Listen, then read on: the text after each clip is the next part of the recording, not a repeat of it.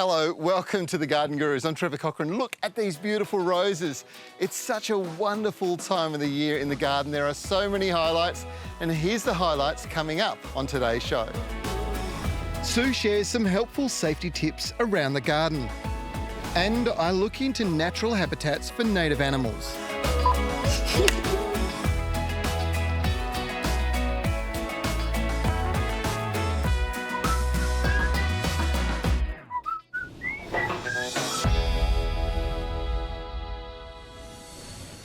Australia's native bird species are absolutely spectacular, but more and more we're finding with changing habitats they're ending up in our domestic environment. This can be through climate change with bushfires, but also redevelopments in suburbs, taking away their natural habitats. Now, this can be quite problematic when it comes to birds of prey because they are going to prey on some of the domestic birds we have and also small animals, which could include pets.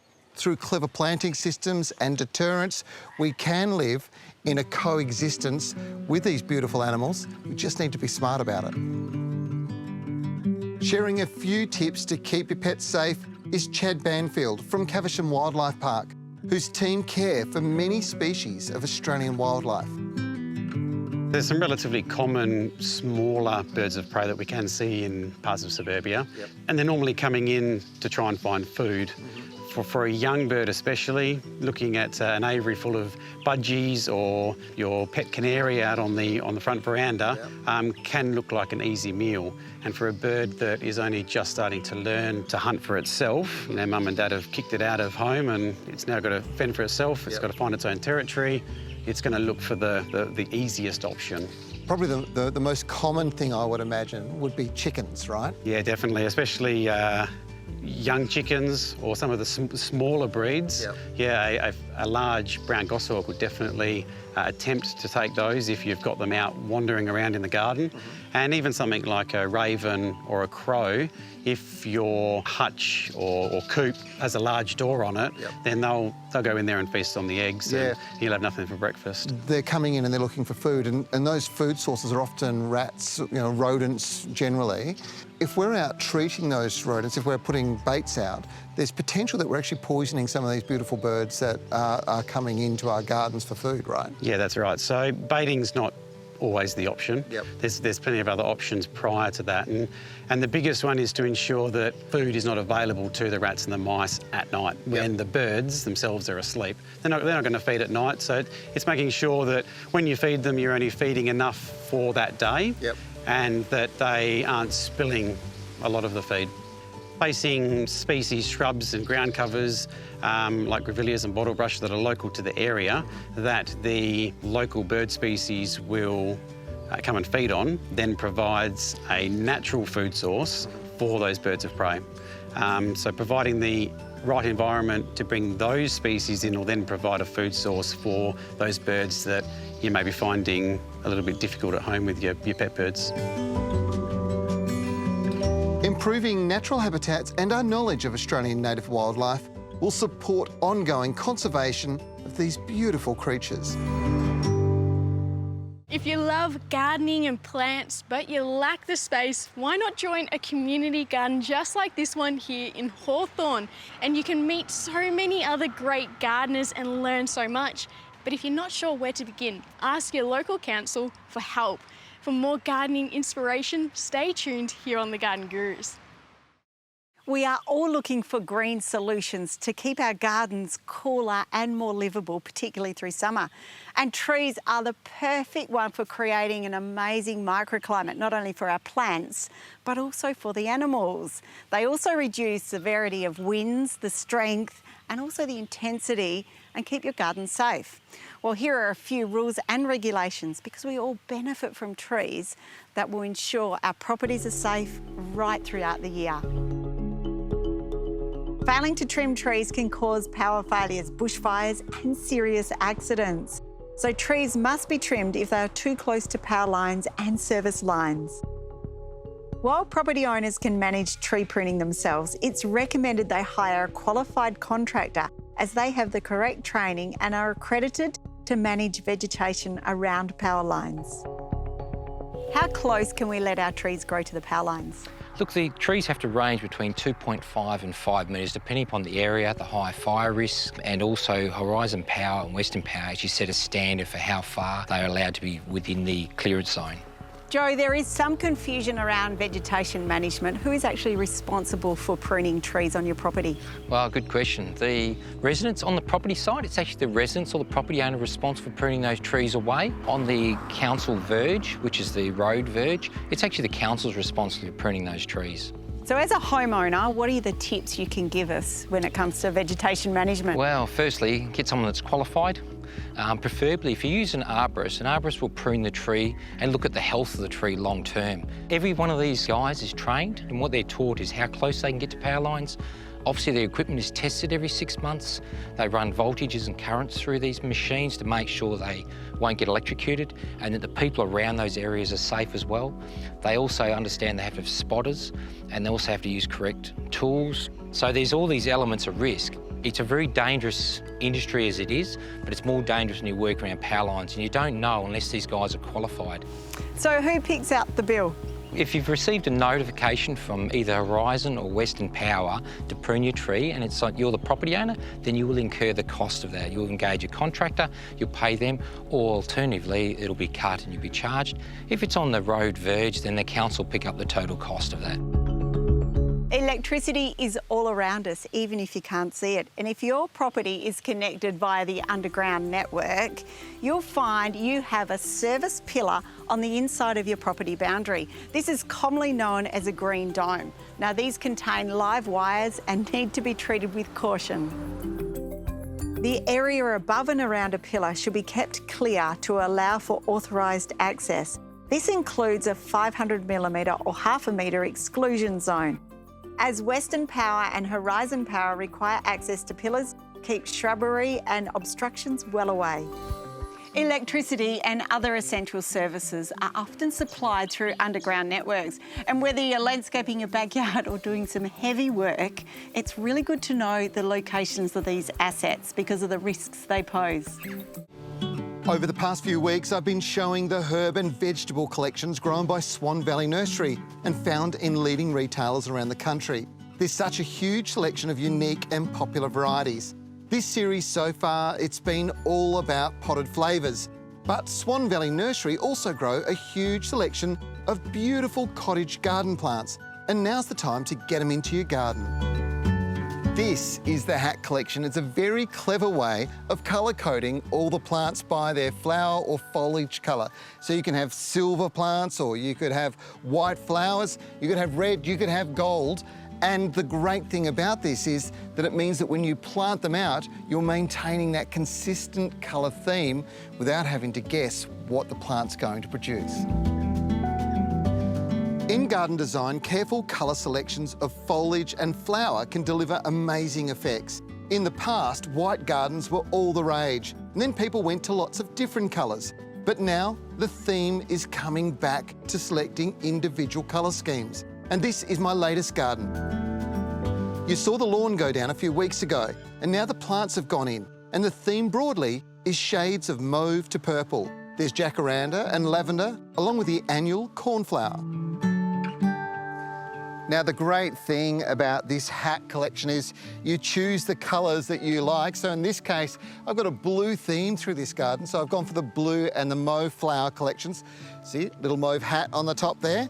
And that means that I'm putting in plants like, well, this one here. This is a beautiful salvia called Fingrove.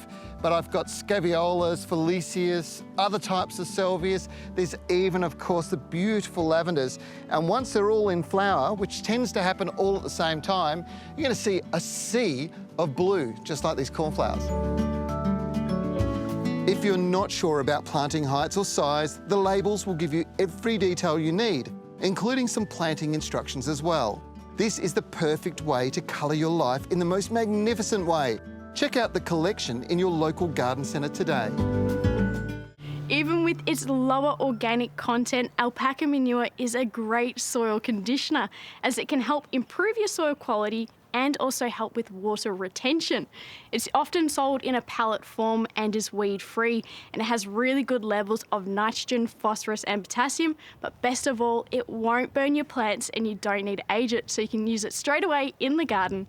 And for more great gardening tips, if you're looking for the perfect lawn all year round and want to spend more time enjoying it rather than maintaining it, then the latest in mowing technology has been designed for you.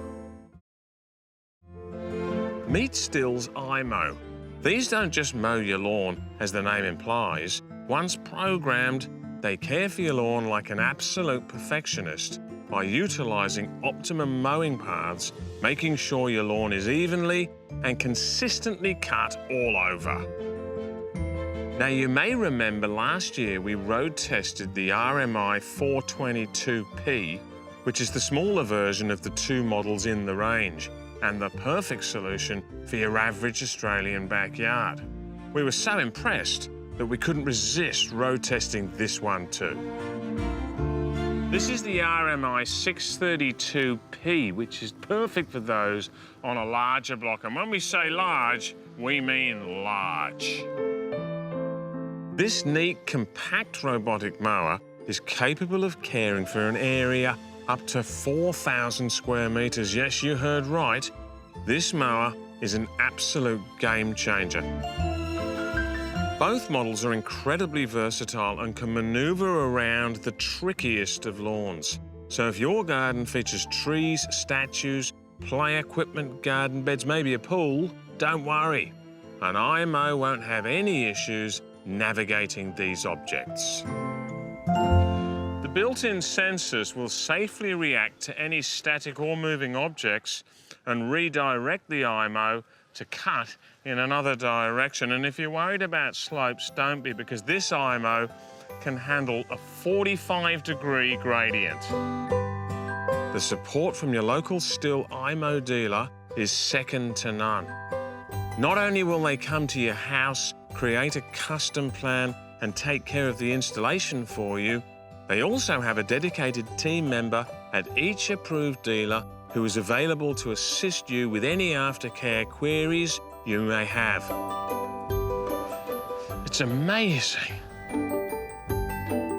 Once your iMow is installed and ready to go, you quite literally don't need to lift a finger.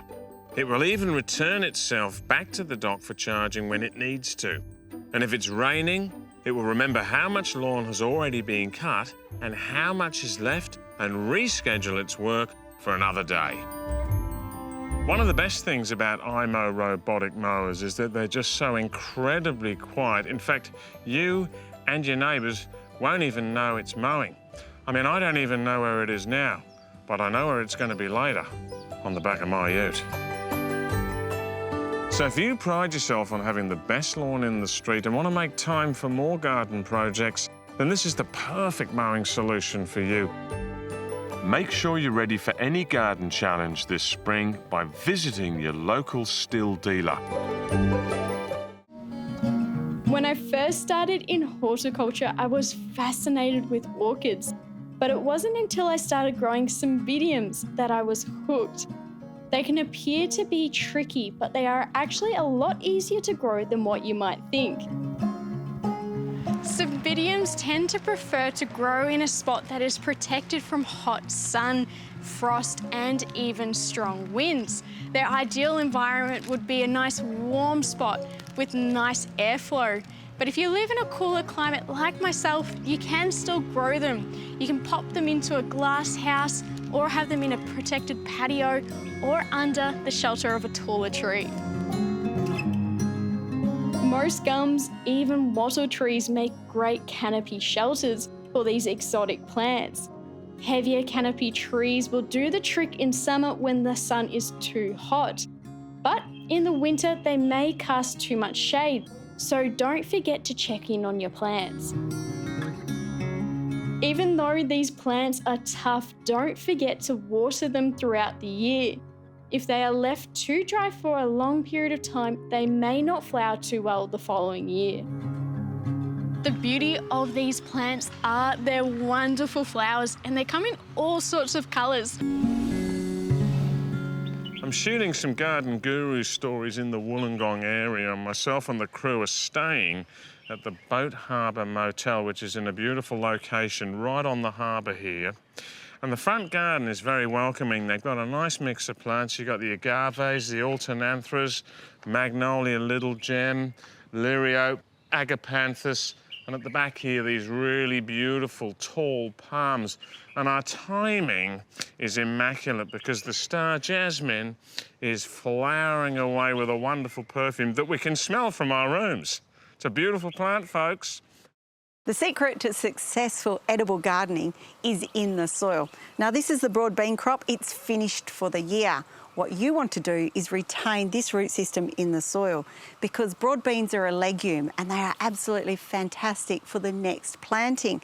This root system contains nitrogen-fixing nodules, and that's what legumes do. They take the atmospheric nitrogen and put it back into the soil. The nitrogen in these nodules is then available to the next crop. It's time now to plant the next legume crop over the summer, and you can't go wrong with beans. The varieties of beans that do require staking are climbing ones. I've had the best success sowing climbing variety seeds directly in the area where they're going to grow. I always place 2 seeds in each hole. If the soil's light and fluffy, the seeds can be pushed in and covered over. And using the pea and bean frame is ideal as it allows the vines to twine in amongst the mesh.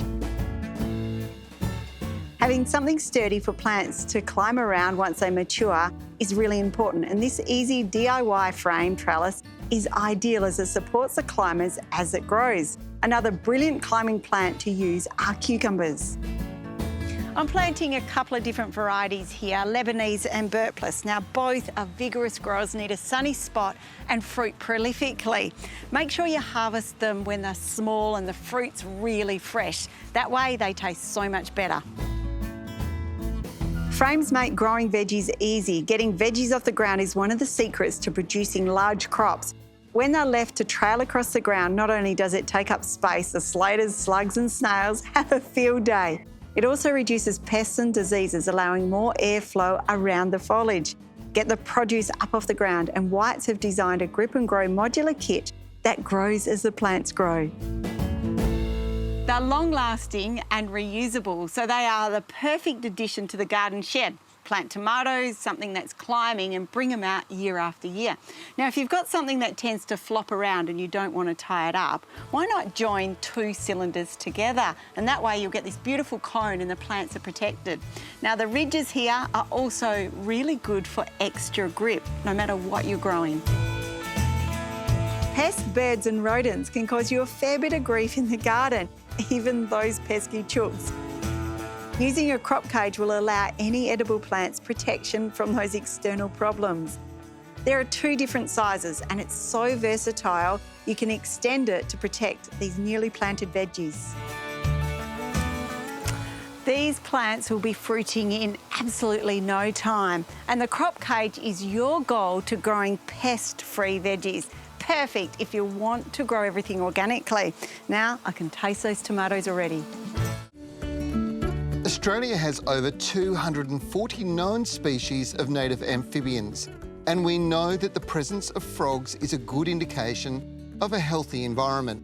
So if you're lucky enough to have some of these little guys in your area, there's a great opportunity to contribute to their well-being. Caring for animals and the environment that we live in is a vitally important thing, and it's something you guys do really well here at Caversham Wildlife Park, is educate people about it. Now, amphibians, particularly frogs, I reckon, are one of the great indicators of environmental health. How do you improve the environment to have more frogs in your backyard? Absolutely. Amphibians are one of the first creatures to die off if their environment is contaminated or disturbed, so providing them with adequate protection is really important. We know that they're found in both aquatic and terrestrial environments, but water is crucial for them. Adding a pond into your backyard is an important thing if you want to have more amphibians in, but you've got to do it the right way, don't you? Yeah, choosing a spot that's shady for about 3/4 of the day is ideal. This allows the algae to grow to feed the tadpoles. Making sure there's some protection around the pond, so plants and rocks are perfect. And balance is key. We don't want the pond too clean, remembering that we need the algae to grow. And lastly, just remembering to make sure that it's protected from our pets. And of course, probably the biggest take home for everybody is to keep chemicals, particularly pesticides, out of the environment. Amphibians have no tolerance to them, and keeping them away will mean that you'll end up with more frogs. The types of plants you should look at planting around your pond include rushes, reeds, mondo grass, and lomandras. A pond adds a lovely water feature in the garden for you and your frogs to enjoy.